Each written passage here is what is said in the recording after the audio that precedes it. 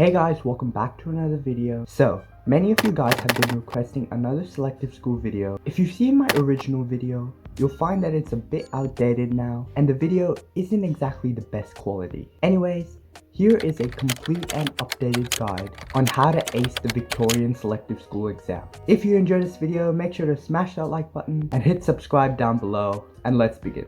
First of all, if you feel like you need some tutoring, I'm offering some great online selective school exam tutoring classes that cover all the topics that you need to know to ace this exam at an affordable price. Check out the description box for some more details and how to sign up for a free trial class. But hurry, because spots for term 2 are filling up quickly. If you don't know, there are 4 selective schools in Victoria: Melbourne High School, McRobertson Girls High School, Nozzle High School, and Suzanne Corey High School. And you need to go through an entrance exam to get into these schools. I got into one of these schools in 2021 with all superiors, which is the highest score possible. You might have heard that the test has changed a lot this year. They've completely changed the format, but that doesn't mean you need to worry. The questions are basically still the same, only a slight change, which I'll discuss later on. It might look a bit different, but they will still test the same skills. As long as you have enough practice with similar questions from the test, you can do very well. Okay, so now we have reading.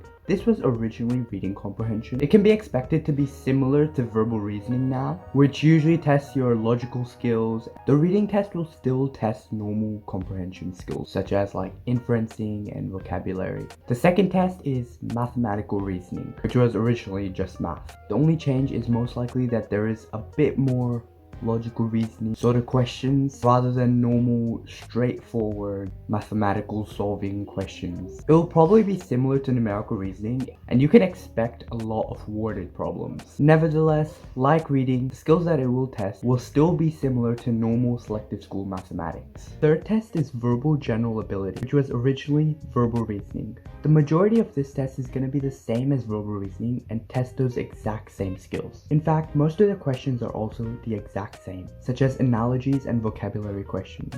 There might be a slight difference as to the format of these questions, but it's mostly the same thing. Also, make sure you check out my individual videos for an in-depth explanation for all of these topics. The last test is the quantitative general ability, which is really similar to numerical reasoning. Like verbal, the questions are still mostly the exact same thing as numerical reasoning, with only a slight change to the format of the questions. It will still have the same types of questions from numerical reasoning, such as like patterns and worded problems. The main difference is that it might go a bit deeper into testing those logical thinking skills and stuff like that. I can't really say much about writing, however, it is most likely going to be the exact same as normal selective school writing. You'll probably have 30 minutes to actually write and 5 to 10 minutes to plan, and you'll probably have either a creative or a persuasive writing piece. The best way to ace this is to practice as much as you can with writing, because it's arguably the most important one.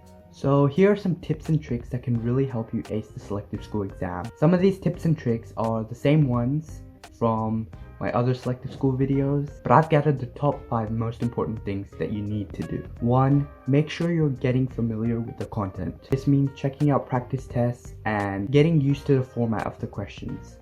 And you need to know what types of questions are on there, how they'll be structured, how quickly you should try and aim for each of these questions. It's a bit harder to do since they changed everything and there's not much information and content to get familiar with. But you'll still have to try your best, and your best bet is to check out older years and seeing older practice questions and formats, since the new test is still pretty similar to the older one. The second thing is to make sure you're practicing your vocabulary. Vocabulary is a big aspect of the exam and is useful for all the English components, including verbal, reading, and writing. You just need to know as much as vocabulary as you can and make sure you're practicing a little bit every single day. The third thing is to go through every topic in the textbook. This is the best thing that you can do to make sure you're getting the best score in maths. If you have any year 8 or 9 textbook, go through it, check every single topic, do a few questions. Get as close to perfection as you can with every single topic.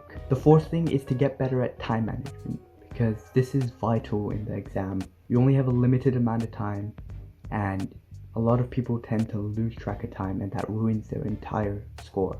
If you've mastered time management, you'll be able to get through everything and you'll be able to ace this exam. And the last thing, like normal, is to practice everything. And everything means everything. Like the majority of the types of questions that'll be on there, getting your writing to a great level, making sure you can solve all questions properly and on time, and just doing as much practice as you can with like practice tests and other resources. My tutoring classes go through everything covered in this video, and in those classes I give in-depth explanations and strategies to help you solve these kind of questions, and just generally give you everything you would need to know that will really help you to ace this exam. Even though I only know much about the older format, since the newer test is still quite similar to the older one, getting practice with the older format is more than enough to help you succeed in this exam. So again, if you might be interested in it, make sure to check out the description, sign up for a free trial class, and there'll be more details on how you can actually sign up for these classes. Well, that's it for today. If you enjoyed this video, make sure to like and subscribe down below, and I'll see you in the next one.